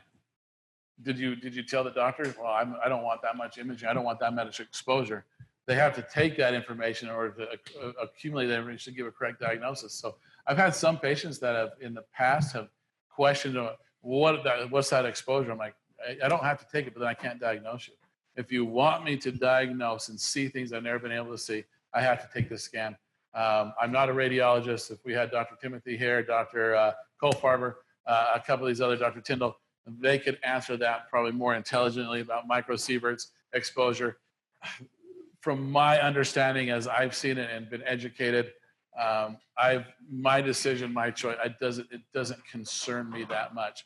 I think the last discussion we had here at one of the expos, the question was, has there ever been an actual link to cancer being created or pathology being created by over-radiation in the dental profession?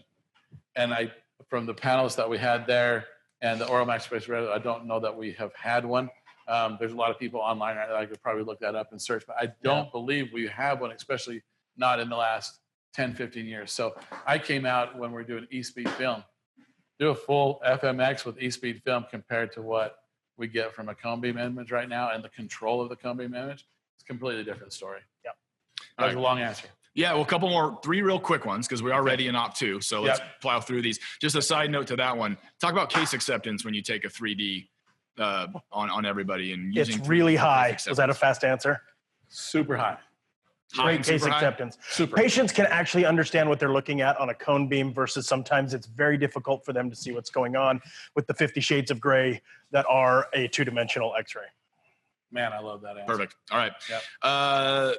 Do you use a T-scan to make sure that the bite is correct? No.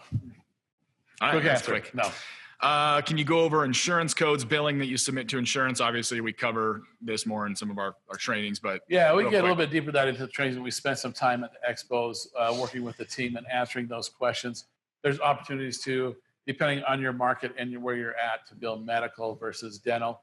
I'd probably say over 50% of the scans I take, I can't bill insurance for on the dental side.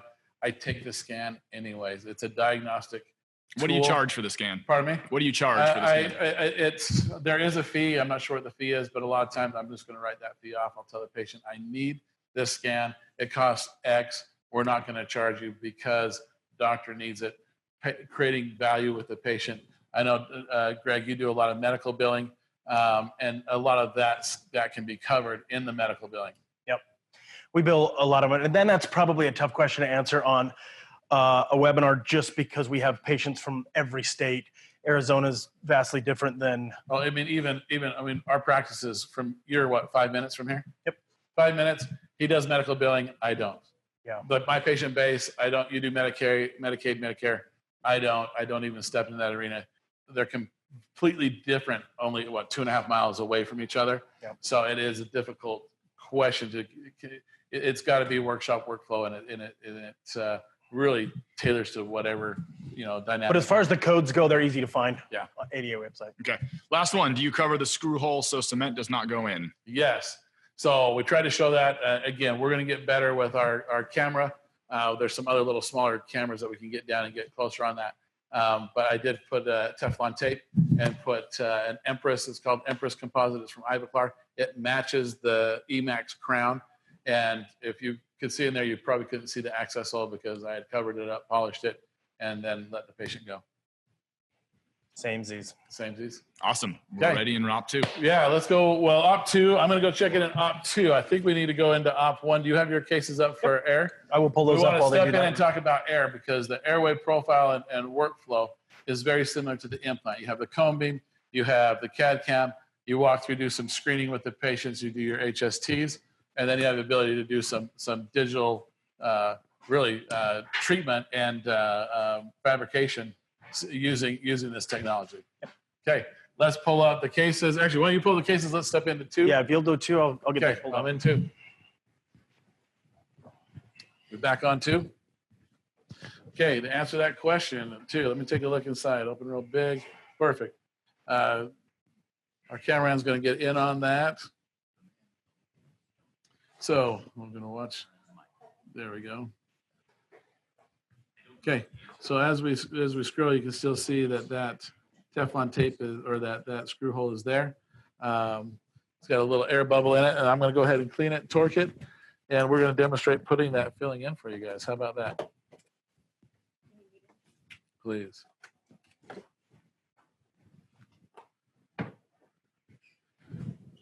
Yeah, so let's go up confirmation X-ray.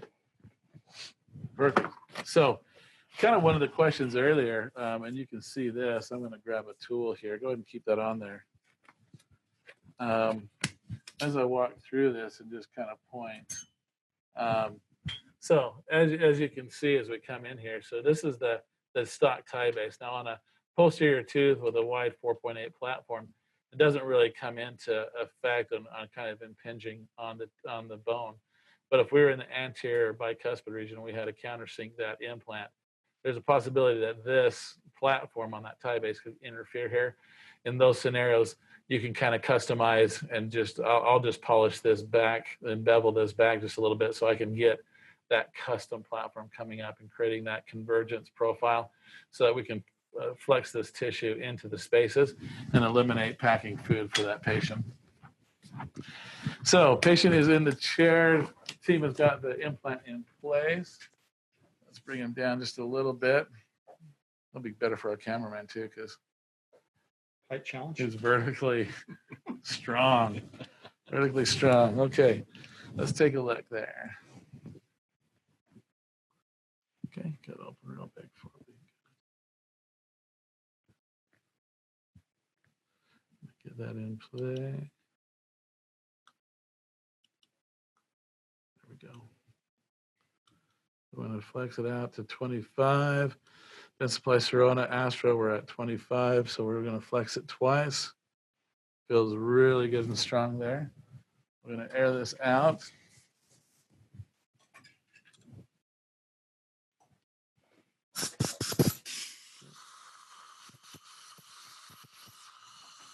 Awesome. So let me know if you have a problem seeing, if my fingers get in the way, guys.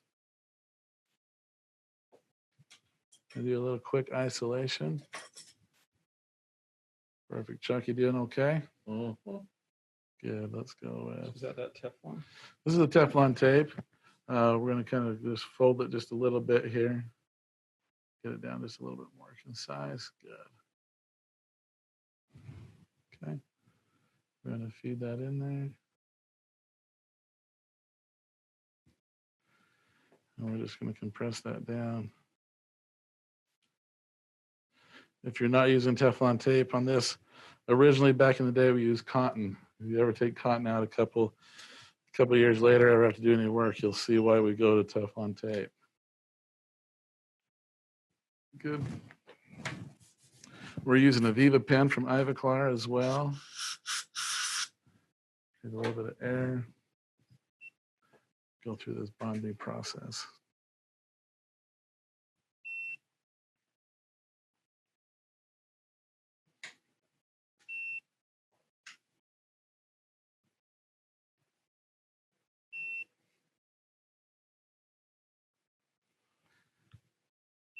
Perfect.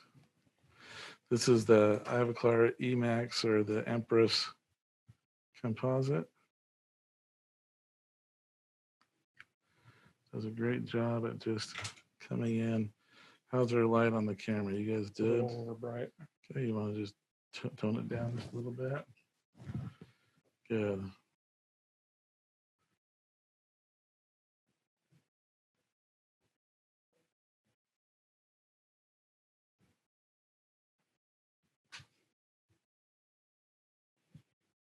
Awesome.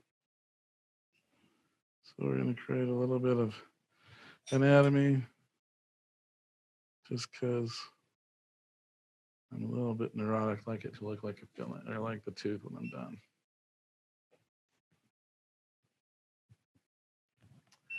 All right, you have a slow speed. Yeah, we're good.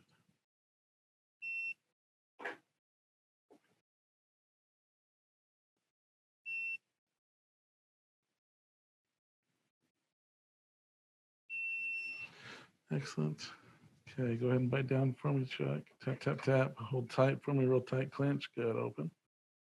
That looks great. We're going to do just a quick polish. Tell me if you can see everything in there. Yep. Look good there. So you can see the bite. We're out of occlusion. Great. We're going to do just a quick polish on it. A little bit of water from the on there. A little bit more there. Good. Good.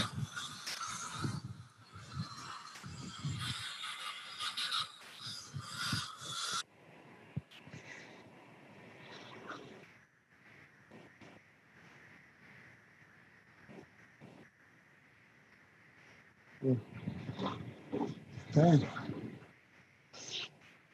Get that out. Good. Suction there. Okay.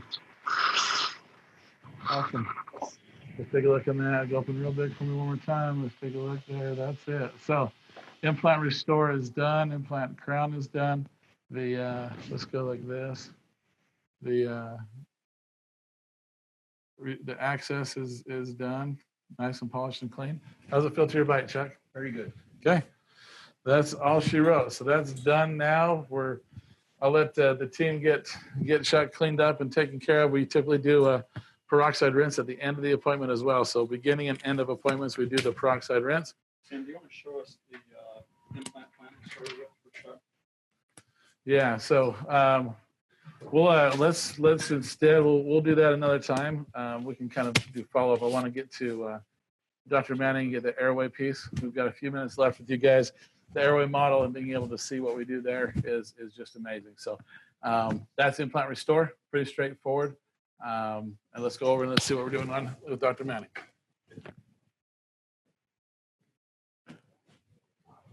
back? We're up. We were going to switch to camera 3 real quick. Okay. Kind of go here. I was going to go to camera 3. Okay. Are we on camera 3? We on? We there? All right. So Camera 4. I think this is where I'm supposed to welcome everybody back. Welcome back, all you big cats and little kittens. We think that's funny. Yeah, that's funny stuff. We're going to go through quickly some airway models that we can go through with the same CBCT that we took for implants, for the same one we took for diagnostics. That same scan, that same 14 to 16 seconds around the head allows us also to open up and look at airway. So that's what we're going to do really quickly. This first patient was a patient of mine. I like this case the most of almost all the patients I've ever seen in airway. And one of the reasons why I like it the most is because this was a patient of ours for years. Had been coming in for cleanings. We'd even done some restorative work. And when we were finally getting around to getting our team calibrated on sort of looking for patients and helping to sort of screen patients within our own hygiene program, one of my hygienists started asking a few questions to this particular patient about how they were feeling. The wife was also there at the same time with another hygienist and another op, talked about how their snoring was getting pretty significant. But this particular patient did not want to go down this road with us. And so as we started asking the questions, anything that was subjective in his mind was just fine. The only thing, in fact, when we filled out the paperwork for this particular patient, the only thing that he put down as severe or even needing attention was snoring. And I think the only reason why he did that was because his wife would not let him deny that when she was right next door. But everything, no, I don't have this, I don't have that, I don't feel like this, I don't feel like that. And it was very difficult because we kind of assumed, based on some of the things that his wife had told us and some of the things that we could see, that there was likely an airway issue. Well, like all of our patients, we had a scan from actually even a year before this particular visit. And so we decided to pull up the scan. And if we jump now to 4, if we can jump to 4 and look, this patient we scanned, this is in the airway software that is part of our CBCT. We do what's called auto segmentation of the airway, or basically we pull the airway out of the patient so we can show them. So we've already auto segmented it. We'll just click OK. And then this is a very powerful tool now to show the patient. And once we showed the patient this, what this shows is a very narrowing of the airway here. And for a patient that was no, I don't have problems. No, this is not something that's given me any problem. No, this isn't an issue in my life. When he looked at this for the first time ever, he thought, this might be something I want to have looked at. So we had a home sleep test and we sent home a home sleep test. Can we jump to camera 2 or 3 and we can zoom in on this really quick? Going to 3, camera 1, camera 2, 1, camera 2. We sent him home with a home sleep test. And for anyone that does a lot of sleep, his numbers came back with an AHI, or an apnea-hypopnea index, of 18. For anybody that knows anything about sleep or has treated sleep patients, that finds itself in the moderate category, and he was moderately apneic. We treated him with an oral appliance. A few months later, we did a follow-up test with him. And one of the reasons why I really like this is because after we had tested him, started to treat him with an oral appliance, he came back and the feedback was, I'm feeling so much better. His wife is saying there's less noise. He's having symptoms that he had previously denied as even there, feeling better as far as tiredness. But when we did the follow-up test and all the subjective stuff, again, he was feeling better and there was less noise. Those were all great. We like to hear those kind of things. But the objective data, when we did a follow-up test with the oral appliance in, he was at a 1, which we know is very well treated apnea. So that was kind of a fun case where we had to use the cone beam and the scan almost to convince the patient that there might be an issue, which is one of the real neat screening tools that we have at our disposal when we have the cone beam. One of the things that we can do, and I'm just going to jump to a different patient here if we want to go back to 4.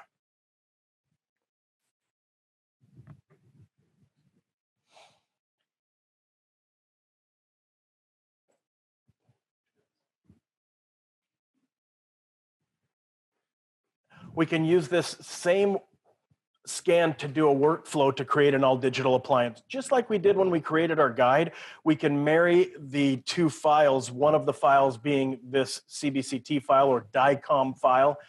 Again, we'll auto segment her airway by clicking, dragging open, double clicking, and then hitting OK here. Or not. Must have not picked up that data there.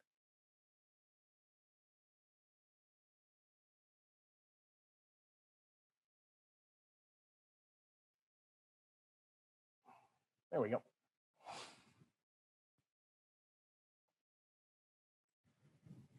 And from here we can see she was also, now this is a woman who was in her early 50s, not a heavy set woman, not anybody that we would think necessarily just by looking at them, but in the health history found out that there was some tiredness, there was some issues going on that way.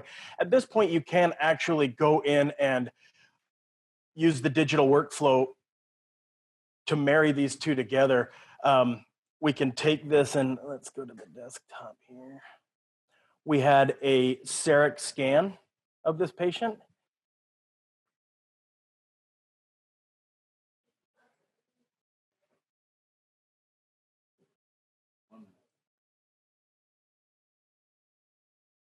No pressure, huh? No pressure.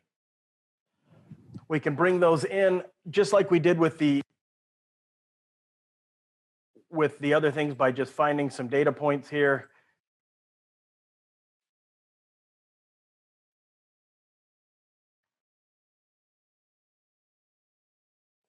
Okay, in my haste, I may have. We'll see how. We'll see what it does, huh? See how smart the software is. When we marry those two together, we have the ability to kind of check our work, and it does follow those teeth pretty closely. We'll do the same with the upper.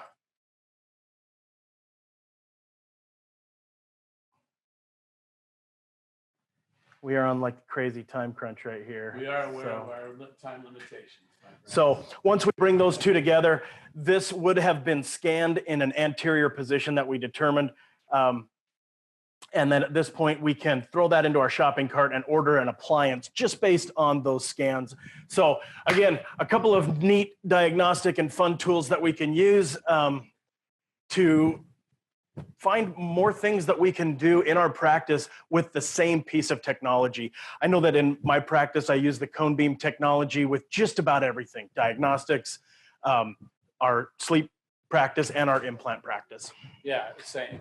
And we would love to demonstrate it. We love to show you in the trenches what's really happening, right? There's opportunities to look at this high level and go, hey, this is the, most, infectious disease control, at the high level, I think of an Intel clean room and trying to figure out, but what's really happening in the environment? How do we treat our patients? How do we not scare them? How do we create opportunities to treat, still keep ourselves protected, keep our teeth protected, keep our patients protected? We're excited to have been with you. We hope to do more. We look forward to doing more. Check our website. We're going to be posting some new opportunities to see this live. We might shorten these a little bit and just do some straight up presentations. We should shorten them a lot. Shorten them a lot. I feel like go through some of our interactions there, but we love being with you. Look at the website, look at our opportunities to train and get here with your team. One of the things that we failed to mention early on, we've partnered with Infusion Foundation. In Arizona, we have the ability to do live patient care, meaning dentists across the U.S., if you're on there watching and you want to see this live for yourself, bring your team out. We provide a patient. You will walk through this workflow with your patient, with us over the shoulder. So instead of you coming doing over the shoulder, then going back to your practice, trying to figure it out from YouTube, be here, have somebody over your shoulder, walk through with your team, get trained, get calibrated, and then go back to your practice. And the uptake of the technology is just exponential. Your team will love it. Your patient and community will love it. So with that, we sign off. Anything special? Nope. Just come back strong. Come back not only with infectious disease control better, but come back with more things to offer your patients. Come back with some technology. Peace. Thanks, guys. All right. Thank you, Dr. Bollwinkel and Dr. Manning and Doug for moderating. I hope everyone learned as much as I did. didn't know a lot of this, so it was very helpful. I'd also like to thank everyone for attending today's webinar. We really do appreciate your time and participation. As I mentioned at the beginning, today's session was recorded, so everyone will be able to view the recording later this week. Upon exiting the webinar, please complete the short 2-minute survey and let us know what you thought of today's session. Both Henry Schein and Dentsply Sirona are dedicated to providing additional online content for our customers during this unsettling time. Thank you again for attending, and everyone, please stay safe.